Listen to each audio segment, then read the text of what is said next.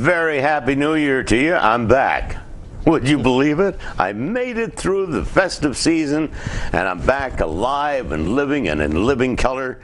And a very, very special guest this evening. Many times I'm sure that my friends have heard me talk about the wondrous days when I arrived in Toronto back in the 80s, and I quit drinking, and I was surrounded by a group of teenagers. And one of those teenagers is here with me today, and his name is John Bishop. And John, welcome to the show. Thank you. How old are you now? Oh, geez, we really have to say that? 45. Well, there 45. you go. And how old were you when we first met? 14. 14, eh? 14, yeah. Wow, do you remember it? Yeah, I remember it. Yeah. What happened? How did we meet? I was walking down the street and I was listening to Motley Crue on my portable radio. Standing out front, and you're looking at me, and I turned it down and I said, well, let me guess, it's too loud. And you said, no, you liked Motley Crue. And I sort of laughed. I was a bit surprised. And we started talking, and that's it. That's how we met. And it was one of the most exciting friendships, because I was telling John, he didn't even realize, but he was the beginning of all of my problems. He wasn't the cause of them, but he was the beginning of them, and you will hear more about that as we continue our program. But before we start tonight, we're going to be talking about a very special product that John is selling, is marketing now, that you'll be very interested in. But I wanted to clear something up before we get started. I've mentioned a few times about my childhood and running away from home at 12 because of an abusive stepfather. And I don't want you to get the wrong idea. When my stepfather, who was a miserable prick, I got to tell you that, and he was, and I hated him at the time, but every once in a while he'd get tickets for the wrestling match, and he'd take me to the wrestling match, and after the match it was like we were the best friends that ever. But he taught me something that was most valuable in my life. He taught me how to take a punch. And I hear an advertisement now on TV by Sylvester Stallone for one of his movies, and he's talking about, it doesn't matter how bad you can hit, it's how good you can take a hit back. So that's so true, and I thank my stepfather, the miserable prick that he was, for making me that strong. And I don't look for sympathy for that, because I know in Toronto, if I'm looking for sympathy, the best place to find it is in the dictionary between shit and syphilis. So I don't bother looking for sympathy. But what I'm looking for tonight is a happy reunion with a wonderful young man that I met. Imagine, 14, and I was in my 40s when we met. Yeah. And we are still dear friends to this day. And I hope that it was probably some of my coaching as we went along that helped John to be a very, very successful man in life. He is now married, has 4 children, lives in a 4-bedroom home, drives a Cadillac, and is president of his own company. And I like to think that some of that is from what he received when he joined the crew that hung out with me above the laundromat on Coxwell Avenue that I used to manage. So we're going to discuss that later on. But first of all, John, I got to talk to you about this, because you know I smoke. Yeah. And as a senior, most seniors today are suffering from arthritis and pains and aches and pains, and they are now coming to the realization that there is actually some help in cannabis, marijuana, Sure. that helps the pain and everything else, but it's tough to smoke because, you know, the old lungs. Absolutely. So they've, somewhere along the line, somebody come up with a wonderful invention, and maybe you could just briefly explain the beginning of your what do we call that, a vaporizer pipe? These are personal vaporizers. Yes. Personal vaporizers. And you could probably just take us back, quickly go over where they started, how they evolved, and let's hear, and then we'll get into some questions about what it is all about. Okay? Sure. Personal vaporizers were originally invented, I believe it was back in 1965, as a way for people to, as an alternative to smoking. It didn't fly. Of course, back in 1965, I don't think anyone was about to make any changes or cared much about that sort of thing, and I'm sure that the cost would have been, astronomical. So, time goes on, and you're looking somewhere around 2007 when vaping started to reemerge. And by now we've learned a lot about smoking and how bad it is for you, and people were looking for an alternative. And so vaping began, and I'm sure it was around a few years before that, but that's around where it really started. Coming over to North America, I started personally, myself, vaping in 2009, and already been around for a little bit. And it's quite big worldwide. The funny thing is Ontario, as you know, is always the last ones to the party. People still, what is that? And if you were in California or Florida, Texas, Italy, Hong Kong, you'd see it, pretty commonly everywhere. But here, of course, took a little longer to get here, but it's here. And yes, you can vaporize, as you mentioned, marijuana. That's not what any of the ones that I have here today, that's not what they are. But I do sell those as well. But you can vaporize marijuana, which it's a healthier way to get your marijuana. So how do you do that? How would you do that? Well, the ones for marijuana are slightly different. They would have a chamber, usually ceramic. The better ones tend to be ceramic. And you would put your marijuana in there and put your top on it. You hit the button, heats up in about 45 seconds. No, excuse me, but you put the marijuana in, or does it have to be in an oil base? No, you put the marijuana, put your weed right in. Really, eh? Yeah, kind of like a pipe, but okay. But it vaporizes it. Ah. So it doesn't burn it, there's no combustion. It vaporizes it. So you don't get that. Exactly. Ah, well, that's what I want. I smoke cigarettes, but what I do is I smoke them in a little hash pipe, so I can take a puff and then put it down. I don't have to worry about smoking anymore. So I don't smoke a lot, but when I do, for my pain, for my arthritis, and that, try weed, every time I smoke a pipe full of weed, I'm, coughing my guts out. Absolutely. And seniors are now, by the way, one of the main users of marijuana because of the aches and pains. I sell a lot to seniors. There's a number of them who are using it for arthritis and other such things, and then there's others who are just, I've been smoking pot for 40 years, it's not going to change, and fine, hats off to them, that's great. But they're looking for another way of doing that, something that's a little healthier. And so it vaporizes basically the weed, and it's virtually odorless. You won't see really anything on the exhale. So it's also very stealthy, I guess.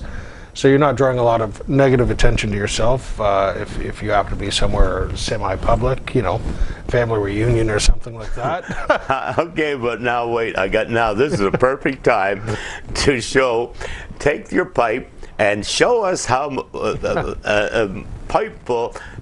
You've got to watch this now. This is amazing because you will think you're watching a big chimney.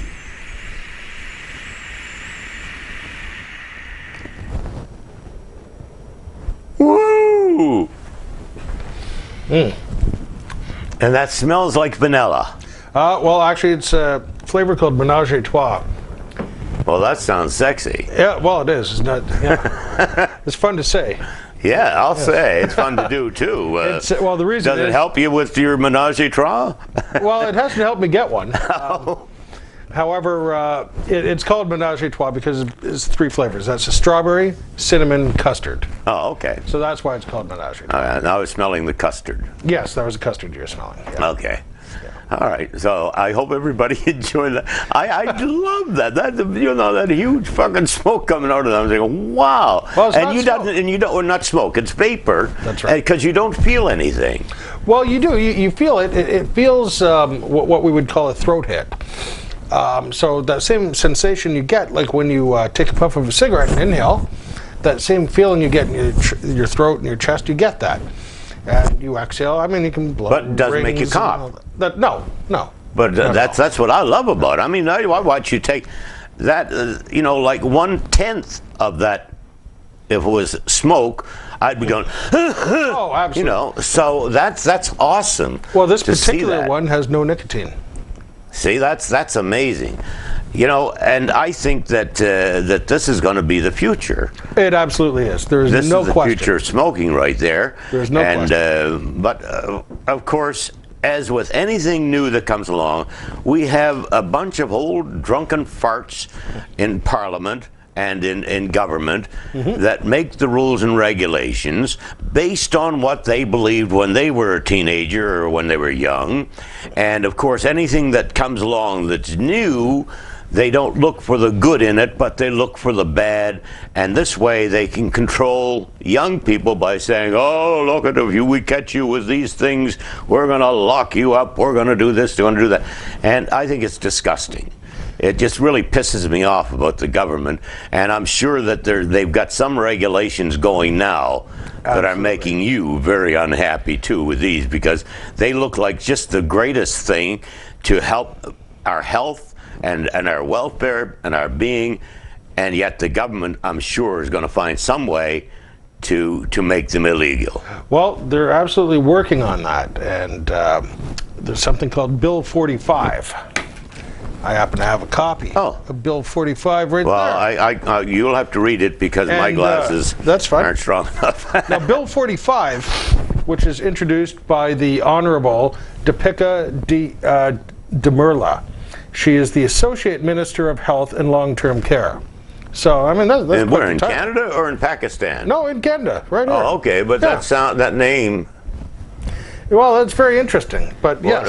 Is that a foreign name? Well, I've never heard. It looks like a foreign name to me. What nationality would that be? Well, I'm no expert, but I believe that would probably be Indian. Yes. Indian, okay. But Bill 45, it says here, an act to enhance public health by enacting the Healthy Menu Choices Act 2014 and the Electronic Cigarette Act 2014, and by amending the Smoke-Free Ontario Act. So they're calling it, in short, the Healthy Menu Choices Act. It's got about 6 pages that pertain to healthy choices and really amounts to nothing. So what it really is the Electronic Cigarette Act, and is essentially their way of banning electronic cigarettes without actually coming right out and banning it. Sleaze bags. Absolutely. There is, I've read through this backwards and forwards and inside out. There will be a link below to the video that she did when she introduced this act. And she says a number of interesting things in this video. So it's definitely a link that you want to watch. And what link would that be? It is at globalnews.ca/video. And in there you'll find Ministry of Health proposing new tobacco guidelines in Ontario. Oh, all right. So if you go there, you can find it, but we should have a link. Yeah, well, we'll try and get that on so people can see just what exactly is going on, because I think it's important. You know, the problem with Canadians is we're raised to be these nice people. Well, we're not nice people. We're just as miserable and hateful as anybody else in the world. And the problem is that we put this false front on in front of people from outside of the country and smile and say how nice you are, and then as soon as they turn their back, at fucking Yankee bastards, you know. So we're not that nice of people, but we pretend to be, and the government takes advantage of that. Sure. Okay? And that's where these kind of laws, they can push these things through, because Canadians have no idea in the world what their rights and their privileges and their freedoms are, because 99.9% of them have never even seen the Charter of Rights and Freedoms. That's right. And I've proven that by asking people, how many times is freedom of speech mentioned in our Charter of Rights and Freedoms? And the answer is none. No. There's no right to dissension. dissent. That's what we're allowed. So the government is taking advantage of Canadians and using our niceness to put through a lot of crap. And this is a fine example of the crap that they try to put a stop to. Well, what's really scary about this is the name, what they're, by calling it the Healthy Menu Choices Act, and it's very misleading, when in fact that's got nothing to do with what they're trying to push through. And they're trying to push it through fast. And what's really sad is even people who are affected by this directly have never even gone through the trouble to get a copy of Bill 45 and read it. I realize it's no fun reading through some of this stuff, but you need to know it. You have to know what rights that they're preparing to take away from you. Yeah, and people just, I've been fighting for 30 years to get people interested in their rights and freedoms and fighting for them, and it's been virtually impossible. Yeah. So I'll tell you, we're going to take a quick break right now, and we'll be right back to talk more with John Bishop, my dear friend from many, many years ago, back in the 80s, the good old days. And we'll be back in 5 or 10 minutes. Thank you.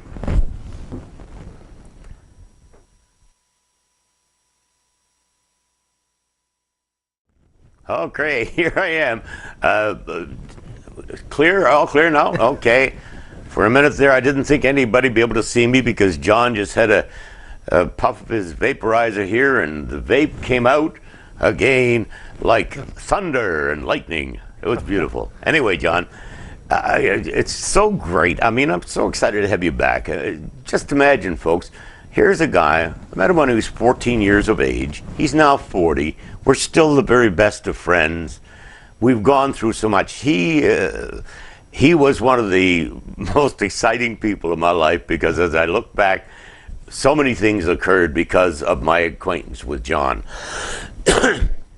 Now, when he came along with this vape, it was something else because it was something I really needed. But with everything that we find in Canada that we like, that we can use, that is of value to us, the government seems to find some way to cut us off from it. And John, that's exactly what I understand is happening with the vaporizer. Absolutely, it is. Excuse me. Some of the statements that Depica Demirla there has made when she introduced the bill, she claims that she's held something up, a little package, and she claims that what she was holding was a watermelon flavored tobacco product. And as I watched it, I thought to myself, is it a tobacco product? Is there tobacco in it? Is there even nicotine in it? Did you even purchase this in Ontario? Because that particular package, and I'm pretty familiar with the products, I don't recognize it personally. Now, I'm not saying that she didn't get it somewhere, but if there is no tobacco in it and there's no nicotine in it, how on earth is it a tobacco product? And another claim that she made was, which I found really interesting. She said, "We have found that most adults, when we show it to them, don't even know what this is." Really, who's we? And where's the study? Because I'd like to see the study. Because, did you just go home and say, "Mom, do you know what this is?" "I don't know." There you go. Now it's a fact. You can't do that. And what she's doing is a lie. And it's clear that what she said was completely fabricated. And it's really scary when you've got an MPP who's going to enact a bill based on stuff that's completely made up. And most of what this is based on is really a lot of hysteria and a lot of bad press. And, you got to ask yourself, where's it coming from? And why would the government want to stop something that seems so positive? Because of everything else, they can't make enough money off it. Look at marijuana, which every study I have seen shows that marijuana is healthy. It's there to cure things, cancer, arthritis, pains, aches. And yet the government says, and they just spent millions of dollars advertising to 80,000 young people who they suspected were using prescription drugs to get high, and they were running ads, 2 or 3 ads an hour, to tell people about these terrible drugs, marijuana and prescription drugs. Yet alcohol is the one drug that causes more deaths, causes more families to break up, causes more children to be abused, is the biggest problem we have in the world. And yet, and I've gone to the Addiction Control Center and asked them, why do you continue to advertise that marijuana is bad, and yet you allow the advertising of alcohol? And I was told that's the way the government regulates us. Okay? So the government says, if we're not making any money off it, then let's make it illegal. Sure. And you know, the interesting analogy you made there about the alcohol, there's 2 interesting points here. One of which, again, what Deepika Demirla had said, that she claims that most of these flavors were intended to introduce children to vaping. And I think, well, I like flavors, but I'm 45. I'm not a child. I don't want flavorless. I wouldn't vape flavorless. I need to be getting something out of that. Root beer, one of my favorite flavors. I vape it all day long. Menage a trois. Sweet bourbon. I've got a number of flavors that I absolutely love, and I vape all day. There was some chocolate flavors I used to vape, but I got a little sick of it, so I stopped vaping that and changed. But you know, your tastes change. So I don't see how how they make that connection to children, and yet there's banana liqueur, chocolate liqueur. No one's claiming that they're trying to introduce children to drinking. So how is it any different? Well, the difference, of course, is the government's cleaning up on alcohol. Right. When I was 11, I was the first time I ever got drunk was when I was 11 years of age at Christmas time. And we had friends over to visit, and we're sitting down, and my mother sent me into the kitchen to get something, and there was a bottle of wine sitting on the table, and every time she sent me to the kitchen to get something, I'd take a swig of wine, and by the end of Christmas dinner, I'm saying, oh, it's a wonderful day. But nobody ever mentioned that to me for 20 years. Nobody ever said anything about the year that you got drunk at Christmas at 11 years of age. But if a kid 11 years of age was caught smoking a joint, oh my God, it's the end of the world. Let's kill that kid. Oh, sure. It's crazy. I mean, people are just so misled by government. The government is misleading us. The same as, you know, Hitler misled the Germans, Stalin misled the communists. And we are being misled by what I call the Nazi conservatives, led by Adolf Harper. So, well, I can tell you, in my opinion, I don't find the liberals to be a whole lot better. They're certainly not very liberal, at least certainly not based on Bill 45. Certainly the provincial Liberal Party, and they are trying to pass this through fast, before anyone finds out what they're actually doing. You know, they claim that they're not trying to actually stop it, but when you look at some of these laws, or some of the things here in Bill 45, they want to first off classify this as a tobacco product. Well, it's not a tobacco product. You know, a lot of people just don't know what's actually in here. The liquid that we vaporize in here is propylene glycol and vegetable glycerin mixed with water-based food flavoring. You may or may not have nicotine added to it, depending on you. I don't see how that qualifies it as a tobacco product. There's outside of the nicotine, there's nothing in there that qualifies as a tobacco product. But yet, interestingly enough, when you read through this whole thing, there's no mention of shisha and hookah. It's an example of the government taking advantage of the stupidity of Canadians. Right. Okay. And, you know, the thing about that is, I got to ask myself, who is she actually representing outside of big business? Well, clearly she's representing another special interest group, but it's certainly not us. That's a public office she holds. She should represent all of us equally and fairly. She's not doing that. the other really scary thing, and because you had made a reference there about Hitler, you know, she intends on hiring a bunch of people to enforce these rules. But they're not going to go through the regular hiring process. No. They're going to be appointed by her. Who's she going to appoint? Friends? Family? Come on, this is ridiculous. That's like appointing a police officer. This is intended for corruption. Of course it is. That's the actual intent. You know, and the elected members think that they're doing a great job. For example, the Minister of Housing thinks that Toronto Community Housing is this wonderful organization that takes care of those that are less fortunate, and when in fact the Toronto Community Housing is a hellhole. And I have put on Facebook that if you're going to be sent to community housing, Toronto Community Housing, you're better off dead. Well, you're probably better off in jail. Or better off in jail, because what I have gone through with Toronto Community Housing is just disgusting, disgraceful, despicable.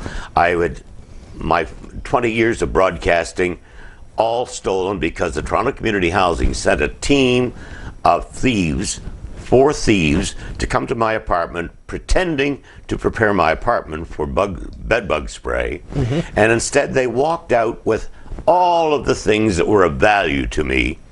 All my photos, my tapes, my legal documents, my family documents, everything.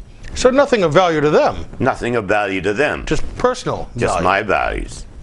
So that's the kind of government we have, and that's the kind of government that I'm fighting to get rid of. And I said to my friend, the MPP for the Liberal MPP for Beaches, East York, I said to him, Arthur, I try to watch the Parliament on television and Queen's Park on television, but I can only watch about 2 minutes of it. Yeah. And it just sickens me to see you up there yelling, you people aren't doing anything about that, and you people aren't doing anything about this. Instead of, what I would love to see is that one party stands up and says, look, I have a wonderful idea. Why don't we do this for the people of Ontario or the people of Canada? And let's work together. What do you say? Instead, all they do is they fight and they argue and nothing gets done. That's right. And it's disgusting, and it's a waste of our taxpayers' dollars. Well, that's because they're all representing somebody, and it's not the people, unfortunately. Mm-hmm. They're like representing the people who contributed to the campaign. So when large pharmaceutical companies tell the Liberals, well, you know, we got to shut this whole vaping thing down, well, that's it. Money talks. Then we see Bill 45, which has nothing to do with actually the people. You know, it's insane that the fines that you're going to face, should they pass this through. What are the fines?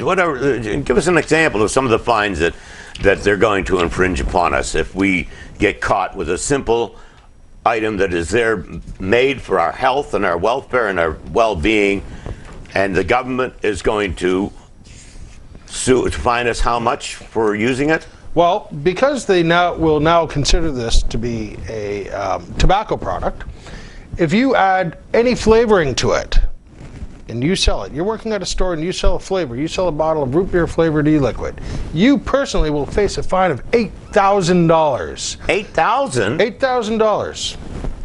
Do you know how much the fine is? The maximum fine for impaired driving is $2,000.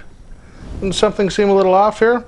$8,000. Yeah. Oh, plus the business will face a fine of $20,000. So now we're talking $28,000 because you want to vape some root beer. We've got other similar fines for some of the things.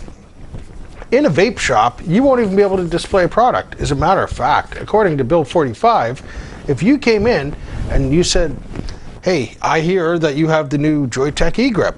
Could I see it? Absolutely, after you buy it. I'll go open it somewhere else. You can't open it here because the sight of it is going to be so offensive. You can't see it. You can purchase it. I'm allowed to sell it to you because, you know, they don't want to ban it. They're not outlawing anything. But you're not allowed to see it. You're not allowed to touch it. You're not allowed to feel it. You give me your money, and I'll slide you a box, and you can leave. Where are we living? Are we living let's hope you don't have any questions Germany on how to use it. Well, I think so. Communist. Absolutely. I mean, it's completely insane. And the fine on something like that, and I just want to make sure I have the number right here. The fine for something like that, for the individual working at the store, would be $4,000. That is insanity. That's double the fine of impaired driving. That's insane. Does this not make sense to anybody else? We elect representatives. I think we've lost sight of democracy in Canada. My belief in democracy is that we vote to elect a member to represent us and to be our voice in Parliament, in Queen's Park, or City Council. They are our voice. But in the 30 years that I've been in Toronto, I've had two politicians that listened to me, and the rest of them just walked away. And thanks to meeting Arthur Potts, I now have somebody fighting on my side. But unless you're wealthy, unless you're one of the elite, then you are nothing, and you're there to make money for the government. The police aren't arresting the dangerous people.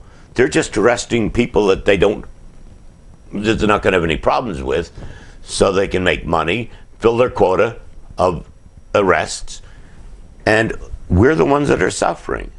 Well, to me, I kind of see it as the police or the people, bylaw enforcement officers and everyone else. They're an extension of somebody else. Somebody else is telling them this is our plan. This is what we're doing. I don't think they're allowed to ask why any more than anyone else is. Just, it doesn't matter why. This is what I'm telling you you're doing, and it's all for the good. Well, so you do your job believing you're doing a good job. Are there corrupt? I believe there is. Sure, absolutely. But I believe, to me, the way I see it, in my perspective, it comes down to the politicians and it comes down to the city councillors and other such people, and they have ulterior motives. And again, when I look at this, I'm like, fines coming up to $100,000? Just to okay, what can we do about it? What can we do about it, John? Well, you can contact your local MPP. All right, there's the first idea. You need to contact your local MPP and tell them that you have a problem with Bill 45. It's called Bill 45. I'm not sure if you can get a shot. I hope you can. Yeah. Bill 45. And you can actually download this yourself, and you can read it for yourself. And I realize it's no fun to read all of that. But you must contact your MPP. You must contact your city councillor. You must contact even your MP. I personally have sent out emails to every one of them. And I've had a couple of responses, and their first question was, where do you live? What's your postal code? All they care about is whether or not I live in the riding. And that was out of all of them, 4 responded. There's one from Ottawa, another one, I don't recall. Anyways, unfortunately, I know what you went through. But the ones in my riding won't return my call. That's the same problem I've had. They won't return my email. I've sent out emails. I've called. They don't take calls. They'll take your money, but they won't take your phone calls. Let me tell you that. There's no time for that. Look, I understand they can't take everyone's call for every issue. I do get that. But when I send you an email saying, look, there's a problem with Bill 45, and I'm not just spouting off, I'm telling you specifically what the problems are. And, you better take a look at this, because this is not right. The problem is I'm only one person. But, if everybody does it, if they're getting emails from everyone, and even if you think I don't vape, so therefore it doesn't affect me, well, it does affect you, because they're taking away another slice of that pie, right? Just another little bit. It might not affect the pie of freedom. That's right, and it might not affect you personally. But the thing is, if you allow them to do something that they haven't done any research on. I mean, when I look at the comments that Deepika Demalra made, that there's no evidence that it's effective as a cessation tool. There's absolutely evidence. It's documented. Cessation, smoking cessation.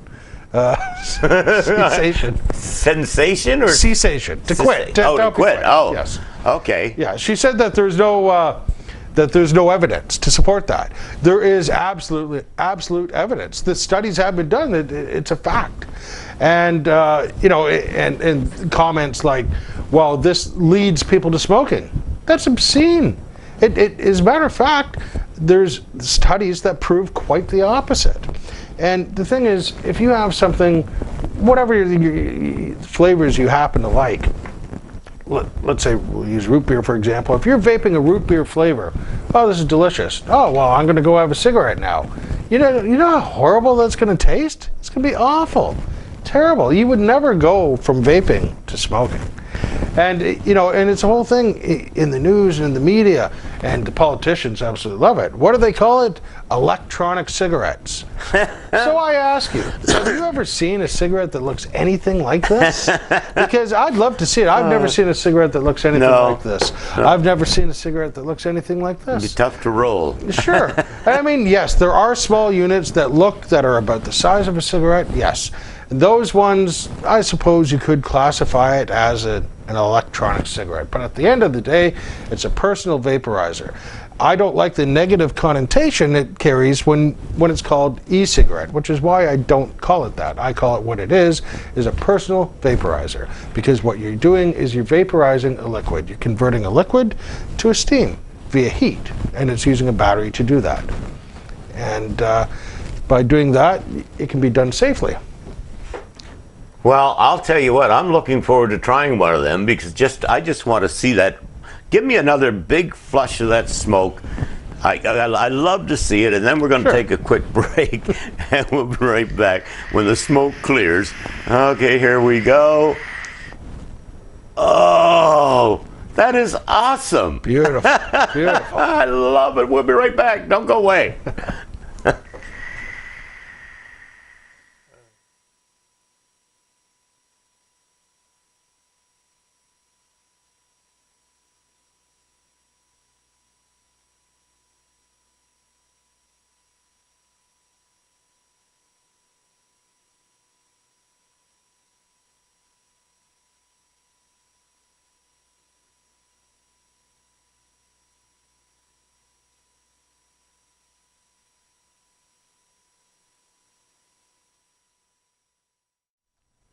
And we're back with John Bishop and myself, and our final segment of the show tonight. I'm going to throw that out of here, get it out of the way.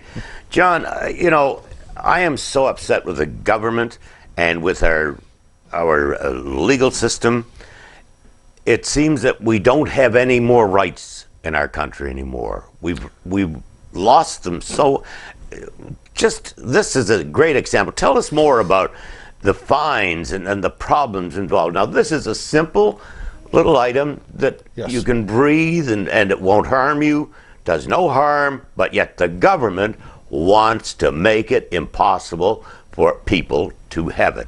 Tell us how that works. Well, as I had mentioned, and talking about the erosion of our rights here in this act, and even if you don't vape, even if you don't care about vaping, why should this act care? Why should you care about something like Bill 45? I'll tell you why. As I mentioned, that these inspectors, which will be appointed by her, they will be able to enter with no warrant, and as a matter of fact, I'll just quote it for you. Subject to subsection 4, for the purpose of determining whether this act is being complied with, an inspector may, without a warrant, and at any reasonable time, enter and inspect. It further goes on to say that they can actually take whatever they want as well. So we're talking about her little goon squad can come in there with no warrant, no reasonable cause, no nothing, and just take whatever they want. Exactly what they did to me. I think there might be flavors in here. Boom. It's all ours. And when am I going to get back? Maybe he will, maybe he won't. Who knows? Never can tell about these things. Well, that's exactly what happened to me at Toronto Community Housing. They sent a team in that just took out half of my life and removed it, and I have no recourse because it's government. That's right. And so what they're going to do essentially here is they're going to shut down a lot of businesses. And they're going to put a lot of people out of work. There's a lot of people employed here. There's a lot of jobs. And this is a growing business. As a matter of fact, it's one of the fastest growing businesses in North America. Now, I do want to point out something that, as far as it being harmless, I don't believe that anytime you put anything into your lungs outside of air, it's going to be harmless. That doesn't seem reasonable. However, the studies essentially say that the health risks are too minimal to be of any real concern. So, you know, the air you breathe outside is, in my opinion, probably much, much worse. I don't know of any study that would tell you that exactly, but that's certainly what I see. There are studies that are going to say it's worse than that, and you know, there is a gentleman who does do studies. As a matter of fact, Dr. Farsalinos, and his website is www.ecigarette-research.com, and there you will find some of the most accurate and unbiased studies that are being done. He's really underfunded, absolutely, because he doesn't have, you know, the big pharmaceutical companies behind him, because he's not going to give them the answers that they want. He's going to do it the way it should be done. So therefore he won't be getting funding from those people. And this, you get the same problem, of course, with governments. And then, you know, you have to ask yourself why. Why would a government want to shut it down? I mean, it's a growing business. That means more jobs, more people having jobs, more people paying taxes, businesses sprouting up, and more taxes there. And you know, this should be good. I mean, it should be a good thing. You know, but the problem is the people that are, you know, putting more money in their pockets than we are. That's a lot of revenue being lost. When people buy cigarettes, that's mostly tax. That's a lot of money. Exactly. And with alcohol, the same thing with booze. A lot of tax. A lot of tax money goes into the government from booze and cigarettes. And when you quit smoking, they want you to do what? Take patches, pills, whatever, hocus pocus. Yeah. By the way, the flavors don't apply to any of those companies. You know that, right? According to Bill 45. So they're certainly being protected. And of course, you ever wonder why a pack of pills to quit smoking cost you $80? Well, it's heavily taxed. That's why. So there's a lot of money going around. And in my experience so far anyways in life is you can always follow the money to the truth. You may not always know exactly what the truth is, but you can follow that money trail. It gives you a pretty good indication as to what's really going on. What's sad is we don't have any way of evaluating the politicians that we elect. The only way we evaluate them is by the lies that they tell during the process of getting elected. And we're lost. We elect people that we think are going to be there to do things for us, to speak up for us, to make laws, to make our life better, and we get none of that. No. What we get is a bunch of, they're like children in a schoolyard arguing back and forth. That's all we get. Our government stinks. Well, they're very self-serving. You know, I think that the whole idea, at least in North America, was that the government was supposed to be for the people. But it hasn't become that. It's become a government that is very self-serving and is really all about manipulating and lying and, you know, what can they get for themselves. It's really disgusting. Yeah, it is. It is really disgusting. And when I got to tell you, when I came to Toronto back in the 80s, back when I met you, I had the most highest respect for our laws, for our government, for our police. I thought police were angels and the judges were gods. And now I have more respect for bed bugs and cockroaches than I do for police officers and members of the court system. Well, you know, a title doesn't make the person. The person is what they are. You can give them any title you want, and it doesn't change who they are or what they are. A perfect example being the Honorable Deepika Demurla, honorable. What makes her honorable? The lies? The fact that she's willing to pass laws and take away your rights? That makes her honorable? I know. I don't think so. You know, and it's interesting when you look at her title. Associate Minister of Health and Long-Term Care. She must be one educated lady. She must certainly have a background in that, right? You would think. Well, I think what it sounds like is the government trying to... You see, a few years ago, I read an article that we had to bring in immigrants to keep our population up because our population was dying down. People were leaving Canada in droves, and our population was dying, so they had to bring in immigrants. And of course now you see more and more immigrants are being elected to Parliament, and because Canadians are becoming less and less. And I mean, Rick Mercer once said it on one of his shows, the Rick Mercer show, in one of his rants, said within 50 years we're all going to be speaking Chinese. And I heard that, and I thought the same thing. China is getting so big and so many people, they need space to move, and the only place on Earth that has any space is Canada. Yeah. Well, we're all running out of space. There's no question of that. So, welcome to the new China. Well, I guess it depends on where in the city you live. Yeah. However, excuse me, going back to something I wanted to point out there about her title, about being Minister of Health and Long-Term Care. You know, her background is in accounting. She's got an education in accounting. Oh. So, how does this qualify her to be the Associate Minister of Health and Long-Term Care? Well, what is it? Said?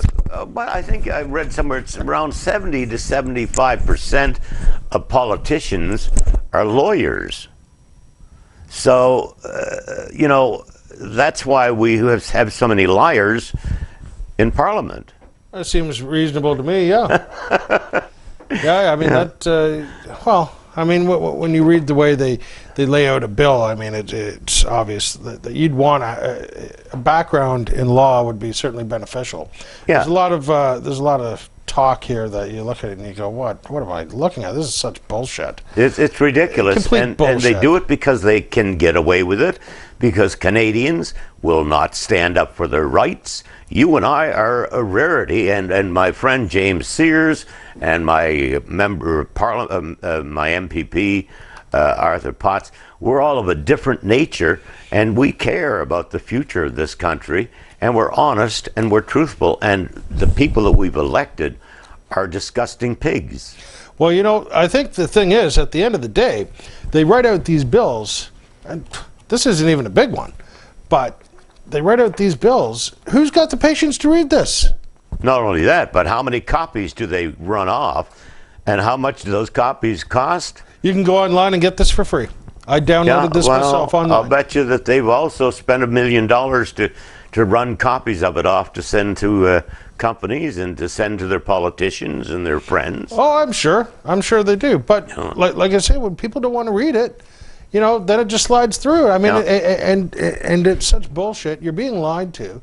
You know, the Ontario Healthy Choices Menu Act. Are you fucking for real? I never heard of that before. No, that's what they're calling it. The Healthy Menus But it's got nothing to do with healthy menu choices. No. It's another lie. Oh, it's just more bullshit. You know, you have to care. You have to care. This is an erosion of our rights. It is really, really important. It's really important. As I told you before, when we chatted before, my program is called The Tony Chipman Show, SD for Shit Disturber. You are a shit disturber. And I am a shit disturber, and I plan on raising a lot of shit, and this today is just exactly what I'm fighting for, is to get our rights and freedoms back again instead of this crap like this, where some immigrant comes into our country and suddenly starts telling us how we should live our lives and making up a bunch of lies about something that we want to use. I mean, it's sad and it's ridiculous, and we've got to stop somewhere along the line. Somebody's got to stop it. And I don't know, maybe we will have some influence, hopefully. I hope. That we will influence somebody to stand up and fight back and then say, okay, enough is enough. Let's start doing what is best. It's happening now in the States. There was an article on 60 Minutes about Tom Corbin, who is a senator, and stood up and said, enough of this crap of us trying to make ourselves look good. Let's start trying to do for the country instead of doing for ourselves. Right. And that's what we've got to get across to the politicians in Canada, is to stop fighting with each other and start thinking together, what can we do? And my MPP says, well, we do that when we're in caucus. Well, that's in a very private, that's the caucus of the Liberals, the caucus of the NDP, and the caucus of the Conservatives. And yeah, they talk about what they'd like to do, and then they go in to the Queen's Park or House of Parliament, and they do nothing but argue and accuse each other of all the most despicable things. Sure. So nothing is ever achieved, and it's pissing me off. Well, it is a piss off, absolutely, and so it should be. I mean, because they're not they're just spinning the wheels, right? And at the end of the day, whoever has a majority government is going to do whatever they want to do, and there's nothing anyone can do about it. And if you don't like it, that's too bad. Yeah, you're really lost. That's too bad. You know. Yeah. I remember when I filed 3 complaints against police, and after each complaint, I got arrested on a false charge. You remember that? Yep. And the sad thing was, when I phoned government offices and said, what can I do about it? You know what the reply was? File a complaint against the police. Right. I said, but that's what I'm calling you about, assholes. Every time I filed a fucking complaint, I got arrested. Well, nothing we can do about it. Mm-hmm. There's nothing we can do about it. That's the answer from the government when you or I or any Canadian has the audacity to stand up to the government and say, we disagree, I disagree, which is your dissent, I disagree with what you're doing, and get something done about it, but instead you stand up and say, I disagree with you, and you're looking for a jail. Well, you're lucky you got a response. I can tell you, Yeah. I live in Whitby. My MPP wouldn't give me the time of day. Exactly. I've called their office a number of times. I've sent emails a few times. I get no response. My MPP doesn't give a rat's ass. But when it's time to vote, they have the nerve to come knocking on my door. They're lucky they don't get a punch in the head. Get the fuck out of here. You want my vote? You won't respond to an email? You gotta be kidding me. I remember when Maria Minna came to my door the last time before she got kicked out of office, and she knocked on my door, and I answered the door, and she said, hello, I'm Maria Minna. I said, oh, I know who you are, Maria Minna. You're the most useless tit on Parliament Hill. And she was, and her staff was standing behind her and started. I said, of all the people on Parliament Hill, I've never heard one word come out of your office to do anything for our community, for your constituency, or for this country. You're a useless tit. And she didn't get elected the next election. Then we get this Kelway, who I told him about my problem with the police, file a complaint and get arrested. And his response was, now this is a member of Parliament elected to represent us, said to me in these words, Mr. Chipman, we in the government do not interfere with the actions of the police. And I said, are you serious? He said, yeah. I said, you're elected to represent us, and you have no control over thousands of men armed to the teeth with weapons, and you have no control over them. There's something sick here. So, John, I know that you've got a lot more to say, so I want you to help people out. Let them know what this is all about in a brief thing, okay? Because we both know that the government is screwing us, okay? Yep, absolutely they are. We're getting fucked hard. This is wrong. Absolutely wrong. I mean, when you've got fines that by far exceed the fines for impaired driving, there's something really out of line there. And these rules are completely outrageous, and they're made by people who haven't read any studies of any kind. You know, so before they go passing laws to take away our rights, they really need to do the research first before they even think about drafting a law. The research needs to be done. So, people, it's Bill 45. Take a bit of time, read it, contact your MPP, and let them know you don't want this to go through. This is bad. You can't just push something through without doing the research, without having the evidence to show that there's a reason to ban it or to minimize it or to do anything with it. The thing is, we all have our rights and we have to stand up for them. And that's all there is to it. And for this woman here to just go and push something through, and she's going to have her own people doing it that she appoints, is obscene. Absolutely obscene at best. You know, and that's it. And for anyone out there who is smoking and has heard that this is, you know, this doesn't really work to help get you off the cigarettes, well, I can tell you, for an absolute fact, it works. I've been a heavy smoker. You've known me for a long time. I was a heavy smoker. I love to smoke. That was never going to change. Well, I can tell you, I haven't touched a smoke in a year and a half. If it was my last day on earth, I wouldn't take a cigarette. Give us one more big puff. No, the big one's over here. That's the big one there. That's a big one. Okay, let's see. Oh, that is awesome. And my business is Total Evapes. Total Evapes? Total Evapes. You'll find us at totalevapes.com.